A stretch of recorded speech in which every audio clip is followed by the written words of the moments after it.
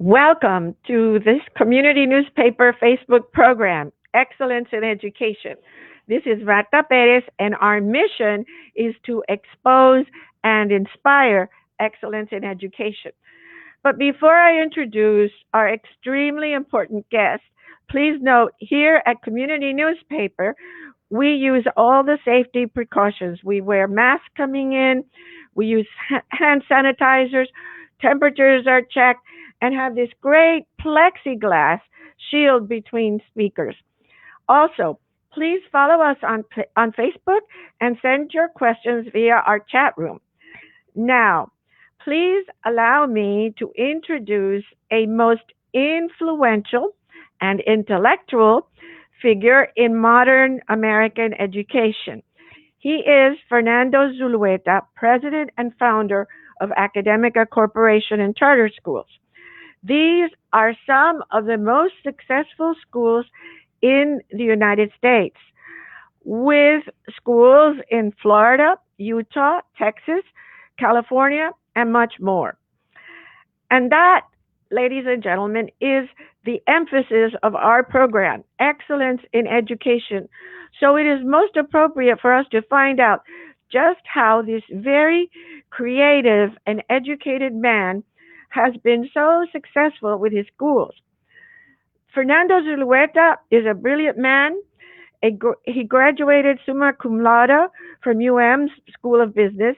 He was a Reed Scholar at UM School of Law, and his schools have won countless awards. His students and countless awards, and his parents are very satisfied.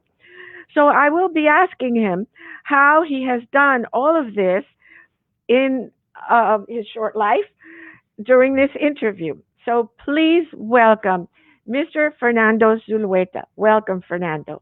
Thank you, Dr. Perez, and thank you for having me today. And I just want you to know that you're one of the people that I admire most. Oh, thank you. in my career. And I've tried to model myself and my actions after you. Thank you. I'm so complimented. Thank you very much. The first thing everyone wants to know, Fernando, is, and I'm sure you've thought of this, why are your schools so successful?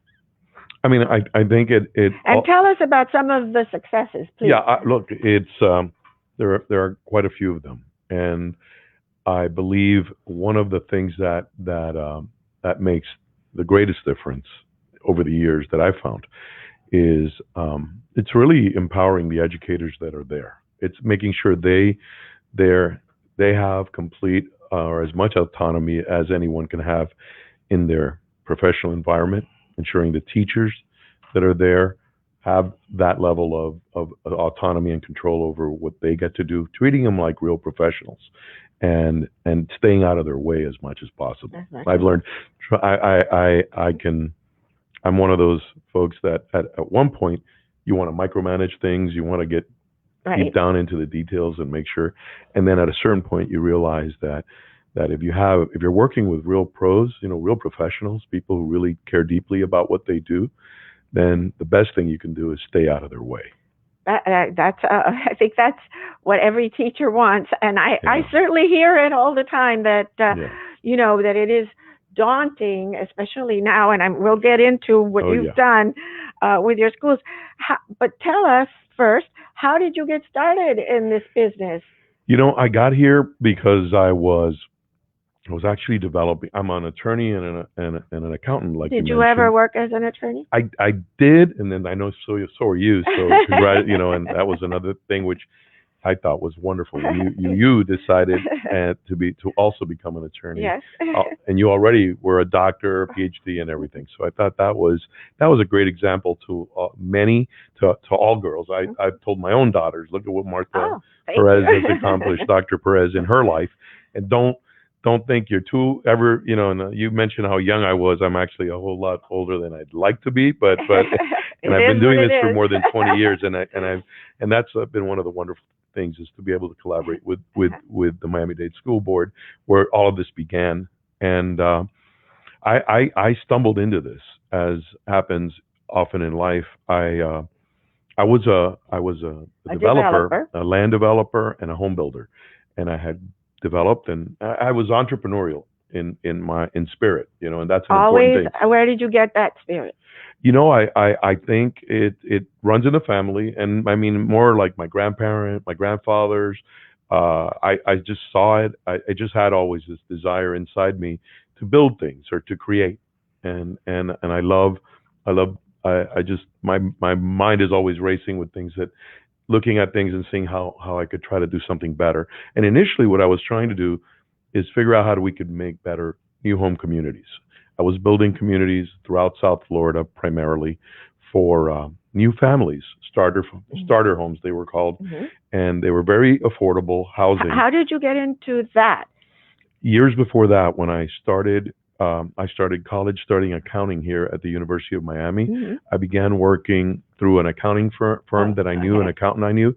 They referred me to work with a group of investors from Europe, who in turn were investing in real estate. So they hired me. I was a 19-year-old young kid in studying accounting, and they hired me to be a bookkeeper. And one thing led to another. And by the time I was 21, they had made me vice president of one of their companies. So that was, a great experience. I got to learn from really smart individuals who were involved at that time in real estate, and they all had great careers in some of the top universities, business schools in Europe, in particular in Spain, universities like ESADE and IESE, which are really their equivalent to the Harvard Business School or Stanford. And so I learned a lot from these guys while I was studying accounting and business. And then eventually those same investors asked me if I'd be willing to start a real estate company, and they would invest in me. Oh, wow. So I was only like... And what was your first, what was your first development? I built right around the corner here. You may be familiar. There's a one called Bridgepoint. That is a townhouse community. And next to that one near there, another one called Gables Point. Oh, wow. I was the project manager in those, and helped develop them, design them from scratch. Some of my friends who were studying architecture here at the University of Miami, this is back in 1984, were helping me design these new communities. Oh, wow. So, I saw it happen the same with schools, which is weird. I start doing something, then all of a sudden people start coming out of the woodwork and saying, "Hey, we'd like you to help us do another one." So that's what happened. So where were you in that career path? How many developments have you had before this epiphany came to you about the school? It was a moment in time where I was probably developing close to 20 communities. Units. Communities. Like, we were building and delivering sometimes as many as 500 to 1,000 homes per year in South Florida. So it was Dade, Broward, and Palm Beach at the time. And one of the challenges we kept encountering, and it was most acute in Broward at the time. If you recall, Southwest Broward was growing very rapidly. Yes. And we were building one community there, I remember, with more than 2,000 homes. Wow. So that's an entire, that's a lot. town. It's a small town. You're going to have 5,000-6,000 people living there. And again, many of them were young families that wanted, the first question when they would show up and you were building a home for them was, how are the schools? And the problem was there weren't any. It was Southwest Miramar, and there were very few schools, public schools in the area. And at the same time, this is back in 95, 96. In 96, we had the first charter school statute in Florida. And I had two friends back at the time, both of whom were helping me on land use and zoning matters. And then they were subsequently elected to the U.S. Congress. One of them was Congressman Peter Deutsch, and another one was Congressman Lincoln Diaz-Balart. Oh, wow. They were both friends. They both had worked with me before they were in Congress, but they were attorneys in land use matters because I was developing things. So in that case, back in 96, charter school. How did you see that as a viable thing to do? How did you come up? Because it was as you say, very new, and some that had opened were not successful. Absolutely, and so I looked at it as I was building this community for 2,000 families, and I didn't have a school nearby. We really didn't. And so it was part of the selling point of your community. It's critical. If you're starting a family and you have young children, or you're looking to have young children, your first question is, how good are the schools and which are the schools in the area? And we didn't have any because this was a new part of Southwest Broward, and Broward County, the district was struggling at the time, as were many fast-growing districts in Florida, that the growth of the housing was exceeding the capacity of the district to keep up. Mm-hmm. So our first charter school, which was Somerset in Broward County, was built in the community I was developing. Inside? Yes, we had, fortunately, we had land inside that was going to be designated as part of the recreation land. So we were able to set aside part of it and say, let's build a new school here. I met with each board member back then in Broward County. School board members. One-on-one. I remember with Peter, we had, I think it was 7 or 6 breakfast meetings in a row, 7 a.m. every morning. I would go to Broward, meet with a different school board member each day and the superintendent, and say, look, we really need, we're trying to build this community for these young families. We don't have a school. You don't have one in your 5-year plan. And they were happy, actually. They were like, look, we would love for you to try this. Let's build a school in your community, and let's see what happens. And what happened actually blew me away. We thought, we called it Somerset Neighborhood School, and we thought, look, we're just going to, most of the people coming here are just going to live in the neighborhood and walk here or ride their bikes, the children. It's the neighborhood where we were building. Instead, people signed up, and we had this enormous waiting list right from the beginning. People as far as 15 miles away wanted to go to this new charter school.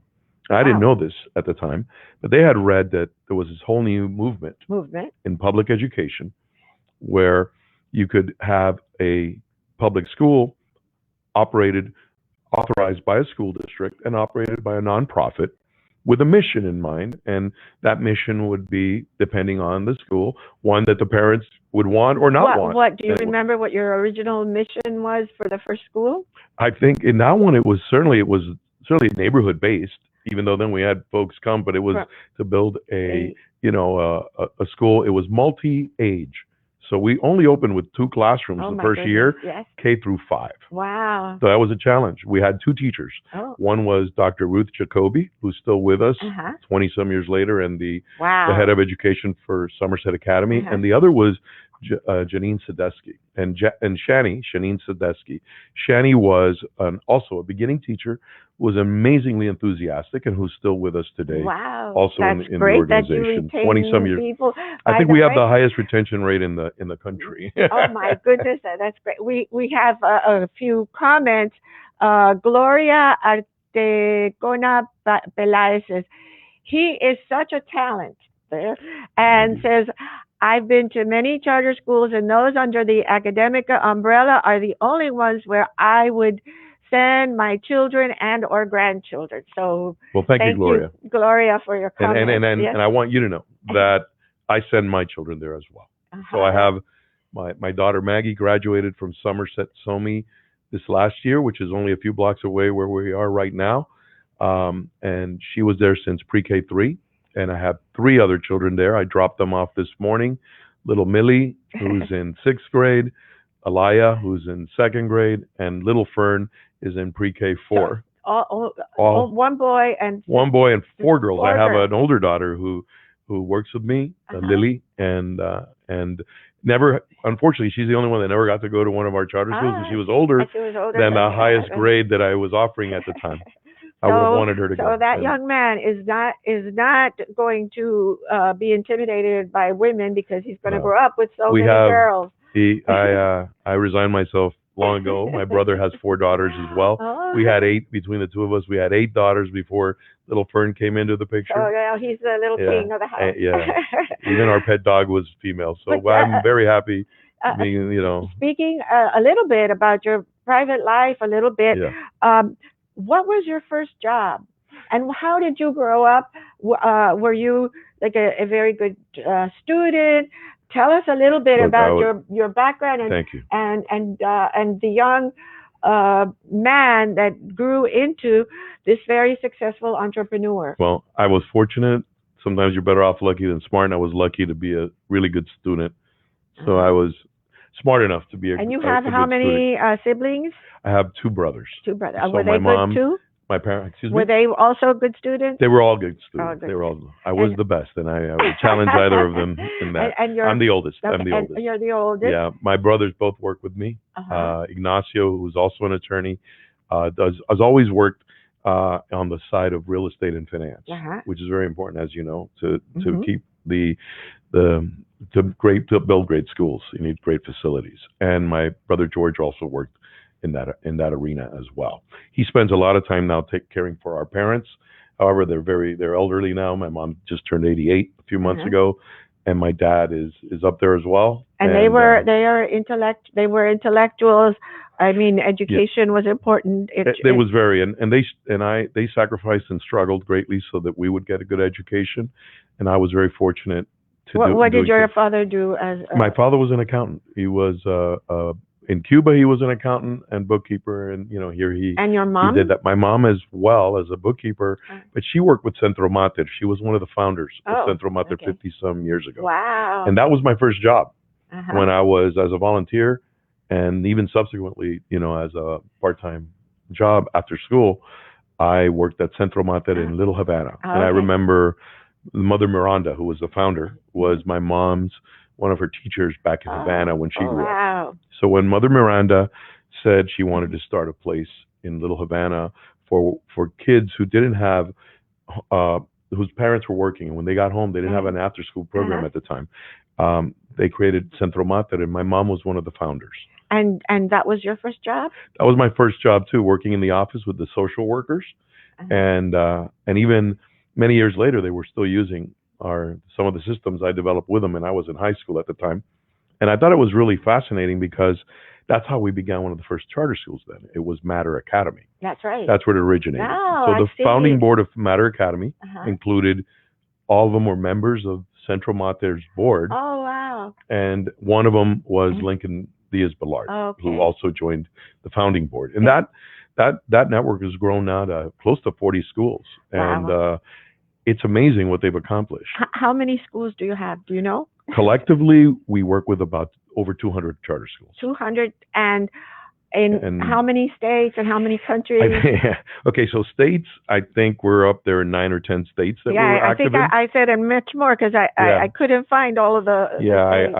I have to look at the list too myself. I mean, you know how that is, especially when you get old like myself. You start forgetting some of those things, and it's moving constantly. The cool thing is the network, the Matter Academy network, is amazing. They received the largest national U.S. Department of Education grant this year to Wow. replicate. So Wow. they were in the nation. They were selected as they had the largest award, which is like $60 million, Wow. to replicate their programs across the state and elsewhere in Texas and Nevada. And they're Matter Academies in Nevada as well. In Nevada, I They've grown didn't all over mention the that. place. And they've also won a lot of National Blue Ribbon Awards. To give you an idea, we just got two new nominations recently. The first one for a school out of state. So we just got the first nomination for, I believe, Pinecrest Academy in Nevada. Just Wow. got nominated for Blue Ribbon. What does a blue ribbon mean? The U.S. Department of Education National Blue Ribbon Of Awards. for Those excellent schools. exactly. So our schools have now been nominated and received 19 blue ribbons in the Wow. last 10 years. So more than any organization in the country. In fact, more than any, Wow. even more than I think the. So how much Yeah. you were an attorney, then a Yeah. developer, and now how much do you have to research on education? And I Yeah. mean, you've become a PhD without a Yeah. No. I've spent the 4 last years. 20 years Yes, yes, basically doing education. right. And Yeah. let me ask you this: some people say that college education today is equivalent to a high school education of yesteryear. How do you feel about that?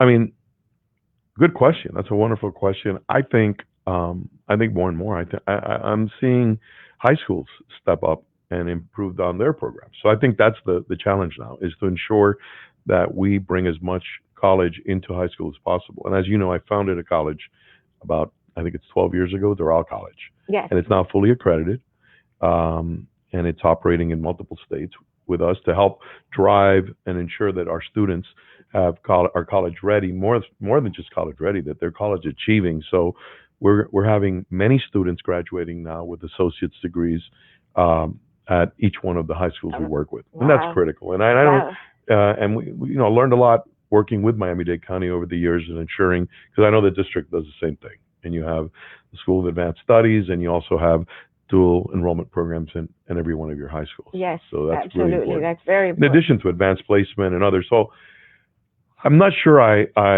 agree entirely with the statement that that college is what high school was before.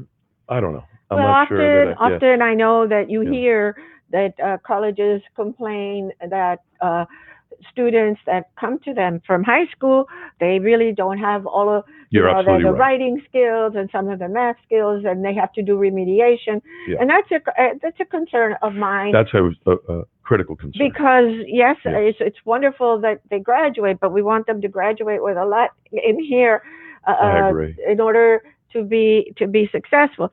But this has been a very um, difficult year Terrible. for everyone in our communities.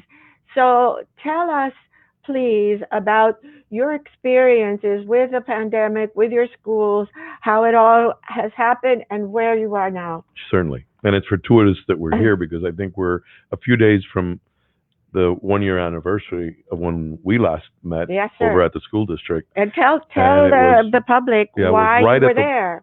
We were there because that was a day on March 13th last year, Mhm. and it was Friday the 13th, which is, Sure. Odd Yes. or portentous or whatever, where the superintendent Carvalho announced that all schools would be closing effective that weekend, meaning Mhm. we would open in online exclusively starting that Monday, the 16th, which was my birthday. So Monday the 16th, so it's March 16th, which is last year, we opened school online. And we were very fortunate. And this is one of the dimensions that that we haven't spoken about yet, is that we have a large international program.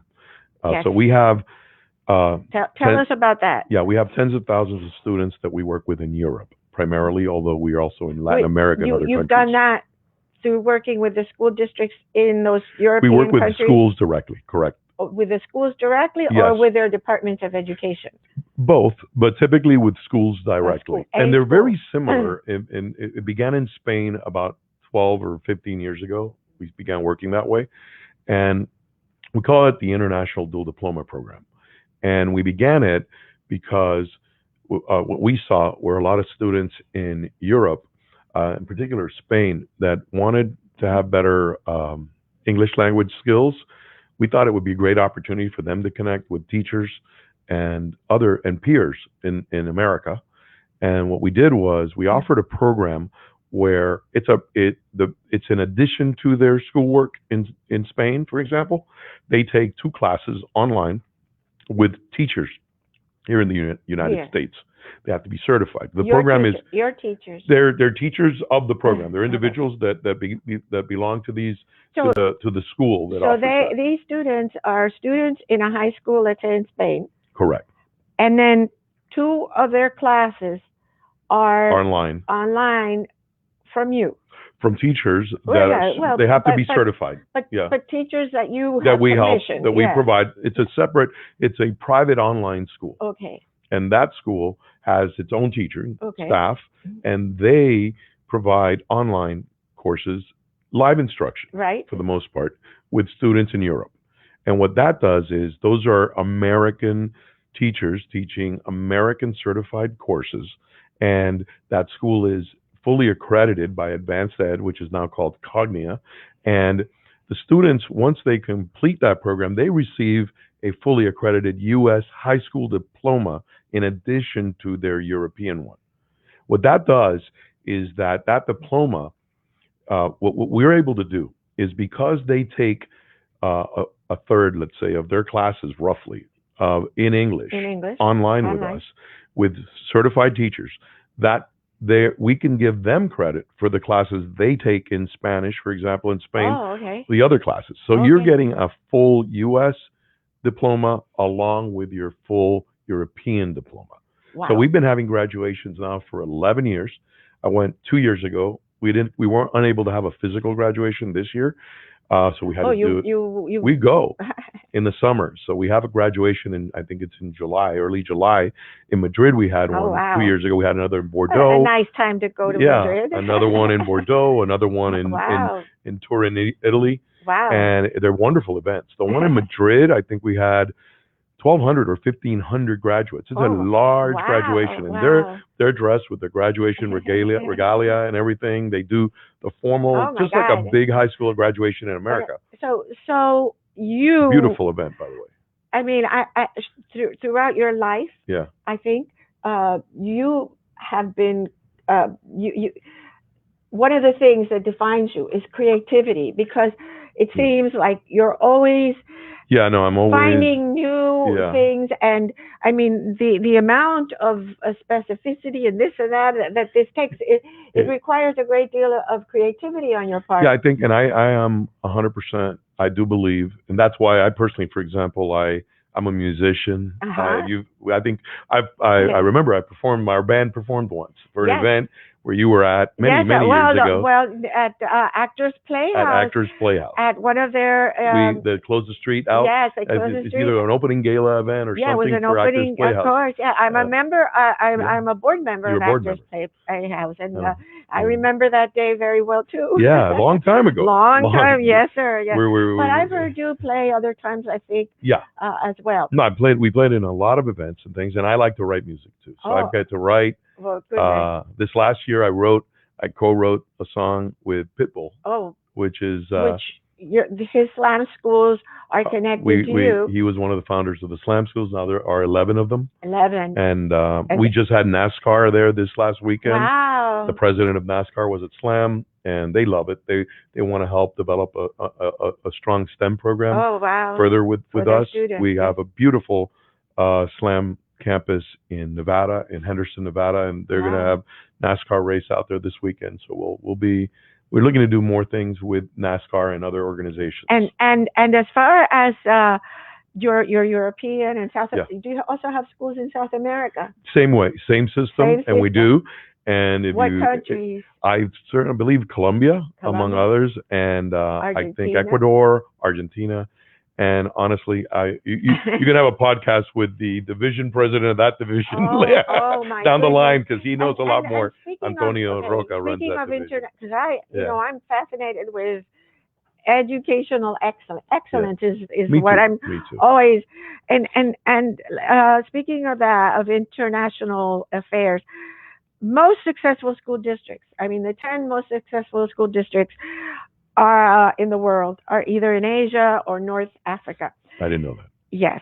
Okay. And what lessons can we learn from those schools, and how can we use that in our communities? The most successful school districts, like there's like seven, the 10, 7 are in Asia, and 3 are in North Europe. Oh, Northern Europe. Northern Europe. Northern Europe. Yeah, that makes sense. So, I know Finland has some amazing schools. I visited a lot of schools in Europe with our work there. yes.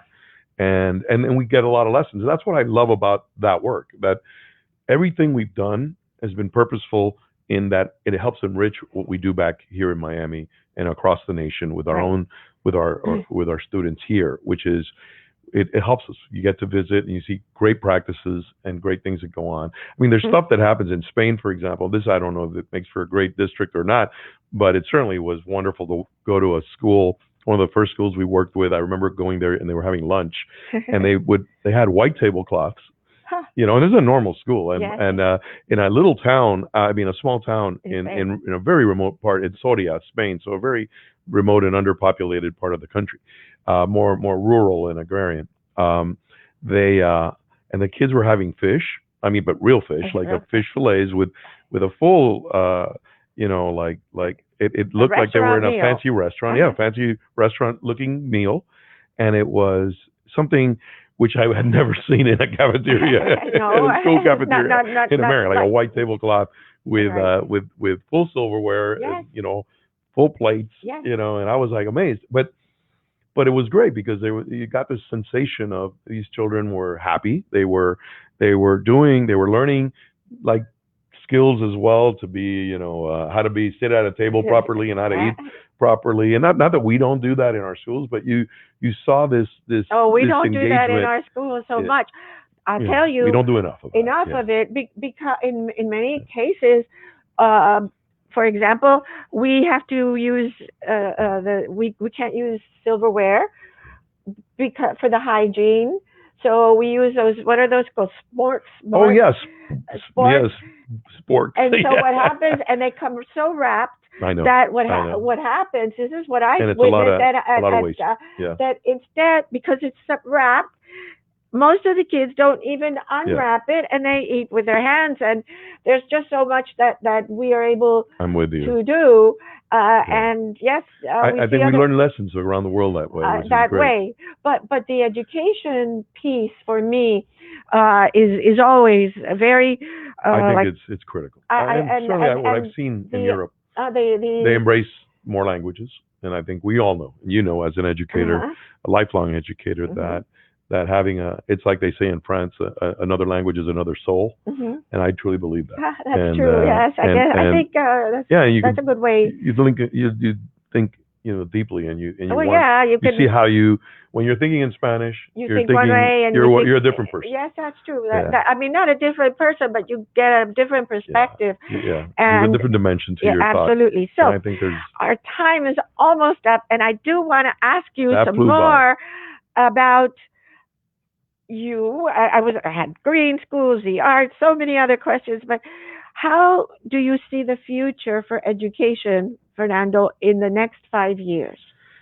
I think we have a new moment in time where we're not a lot of us. I was thinking about that the other day. Where we're faced. It's this moment where a large group of us are saying, "Hey, they're just hoping for we return to business as usual," and others, and there's another way of looking at it. No, it's never going to be business as usual again. We're in a moment in time where we've seen how I think we need to rethink how we approach the educational model, and I think we can do a better job going forward. And I think part of that is giving much greater flexibility to parents and families in how they access the schoolhouse, how we can devote the resources to the children that need it, that are struggling, and how we channel those, and how we create a more flexible education environment.